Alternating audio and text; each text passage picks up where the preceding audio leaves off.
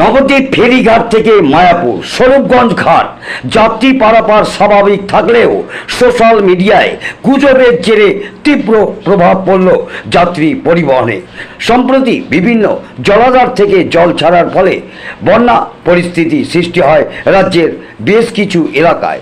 অপরদিকে চৈতন্যভূমি নবদ্বীপে ক্রমশ ভাগীরথী নদীর জল বাড়তে থাকায় সাধারণ মানুষের মধ্যে আতঙ্ক সৃষ্টি হয়। শুক্রবার দুপুরে যাত্রী সুরক্ষার কথা মাথায় রেখে নদিয়া জেলা প্রশাসনের নির্দেশে সাময়িকভাবে নৌকা সহ সকল প্রকার যাত্রী পারাপার বন্ধ করে দেয় নবদ্বীপ জলপথ পরিবহন সমিতি। হঠাৎ নৌকা চলাচল বন্ধ হয়ে যাওয়ায় বিপাকে পড়েন হাজার হাজার পর্যটক ও নিত্যযাত্রী।